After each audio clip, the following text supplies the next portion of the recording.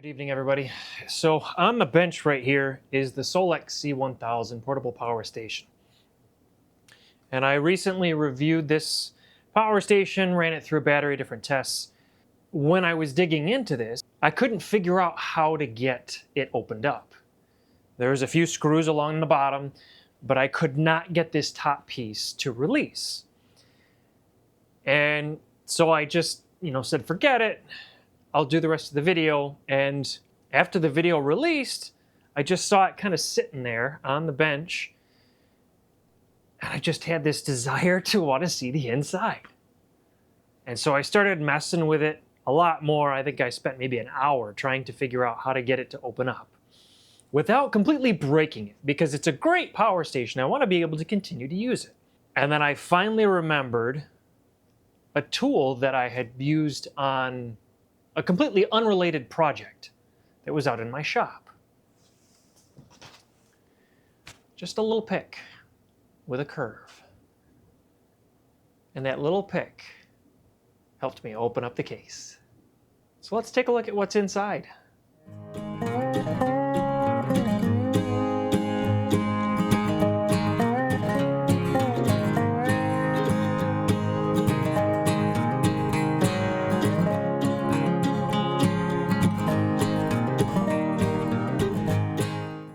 So along the bottom of the power station, you'll see right here, there's two rubber feet. One goes on each side. And I won't flip it up right now because a lot of the pieces are going to fall apart. But underneath those feet, you've got two bolts per side, which end up coming up all the way up the side and actually screwing this cap down. So much so that I actually had to buy these long drill bits just in order to be able to get all the way up the channel underneath to get to the bolt here. So we've got two bolts on each side. And then inside these vents, and I'll pop it off so that you can see, inside these vents there's these clips which clip on to the sides here. And these are what would not let this top cover pop off. And that's where my pick came in, because I was able to slide it right through the side of the vent and get it wedged right in here between the clip and the sidewall, and then push up, and then that allowed it to pop free. And then this side, they have these little sleeves which slide down in each corner, which I believe actually help lock in these sides, these side covers here. So when you pull the screw off of this will slide up and out on both sides and allows you to pop the cover off. And then right here, you've got your breaker reset. You actually had to unscrew a piece which held that breaker reset in place. And then this side could pop off. And the same thing on the opposite side, which I have not disconnected, but there are two ventilation fans right up top here. And so that's currently where I am. This is actually where I stopped when I was asking everybody in the community section if they wanted to see the inside. So looking at it from the top with the cover off, you can really see they've got a lot of whatever this goopy glue is to seal every little piece. This whole shroud here, they ended up gooping that whole edge of the shroud down.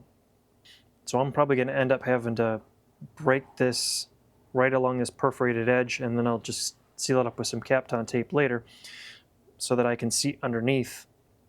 And then if you look close, you can see, I believe these are little quality control marks from them checking every little piece. So there's a little, almost looks like a Sharpie mark on every component. So just getting a quick look before I take everything apart, or try to at least. If nothing else, this will help me remember what was plugged into what and where it all goes. But yeah, giant capacitor right there. Can't tell if there's another one underneath it. But yeah, a lot of that goop. They just really want to make sure that that stuff does not move, apparently, or come undone. They would not have expected that much on the inside of this. If I haven't said this yet, taking this apart does void your warranty, so don't do it.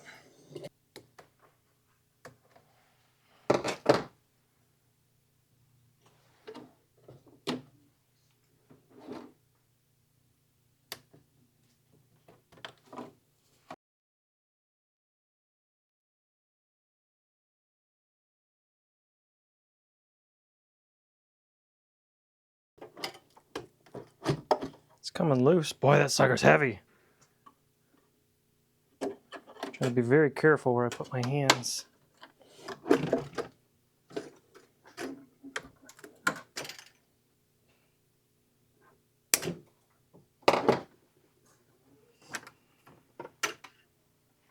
Ooh.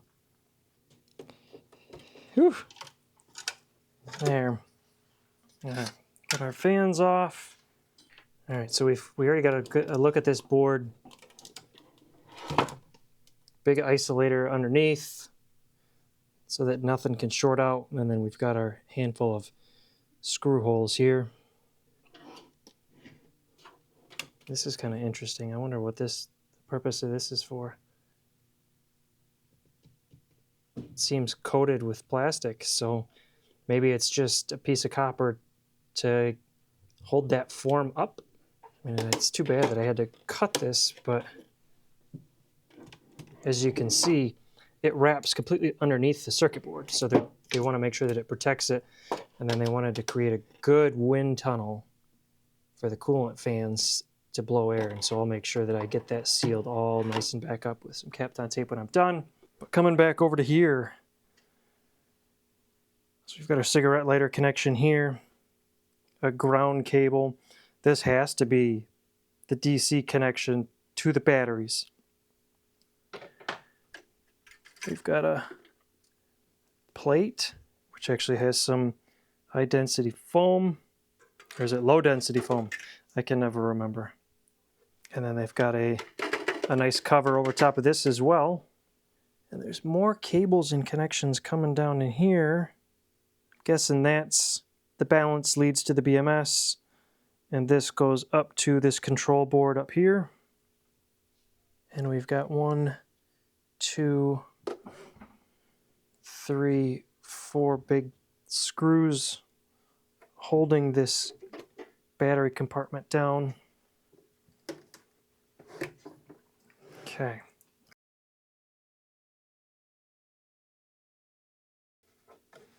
Nope. There's 2 more here. Well, let's look, see if we can see what we can see from the BMS. Oh, that's kind of cool. I didn't notice this until just now.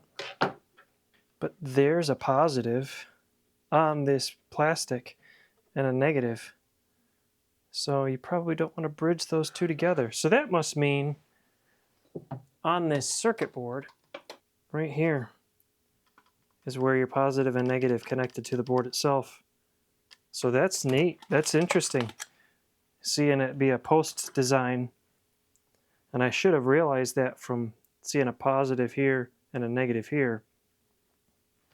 And for kicks and giggles, 57 millivolts. Still, not something you want to accidentally bridge across, but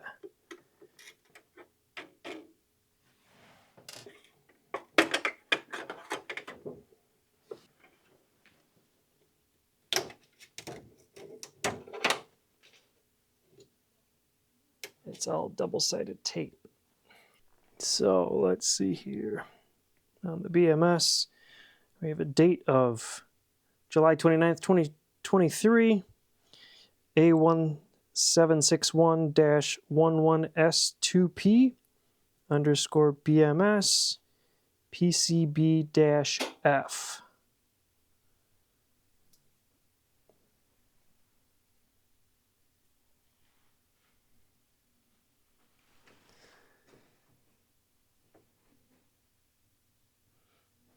Very cool.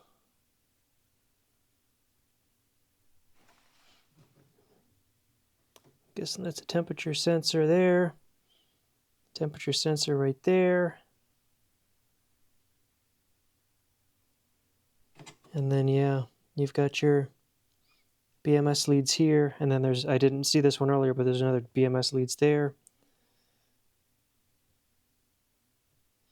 And then on the side, where you've got your expansion battery connection, comes right up here to a positive and negative terminal, which is just two bus bars going right to the PCB. I didn't see these before either.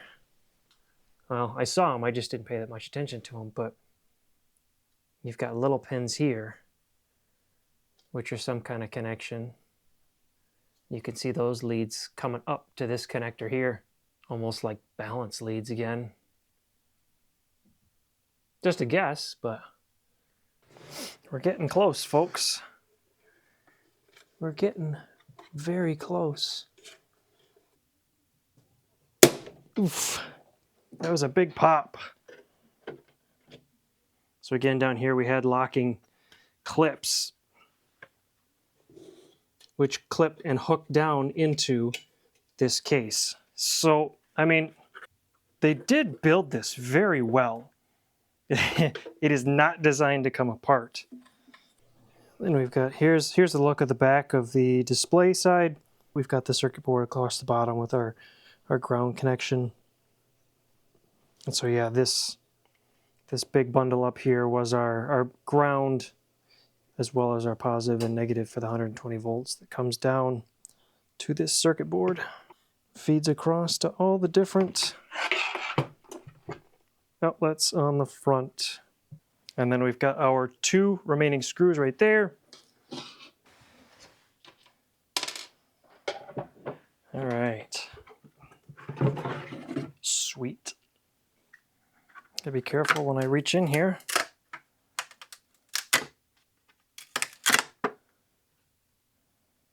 So, cylindrical cells. Oh, here we go. Here's what I wanted to see. Can I flip this upside down? Looks like it. Wow, those cylindrical cells are the whole length.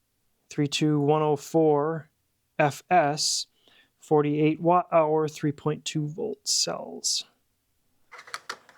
Interesting, it looks like they missed the glue.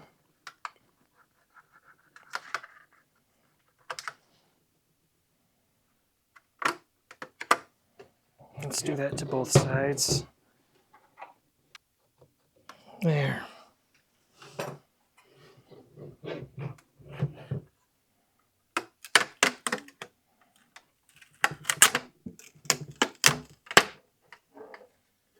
It's all sticky. 22 of those cylindrical cells. So that's neat, because those cylindrical cells, I mean, they're a good almost 6 inches tall. $7.30 a piece. Maximum continuous discharge 2C, which is good. Cool. Well, there's the inside of the Anker C1000 portable power station. Well, that was fun. I think I have satisfied my curiosity. One last thing that I did forget to mention, they do seem to have a glossy coating over everything. I believe it's to help protect all the individual connections and solder connections and everything like that.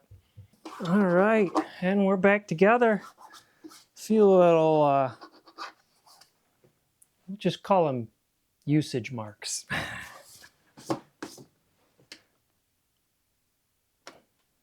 And still powers back up. If you want to see a review that I did on this power station, I'll link to it somewhere here, and I'll probably throw it in the description as well. I was surprised, you know, it kind of the amount of that goop or glue or whatever it is that's just all over the place on the inside.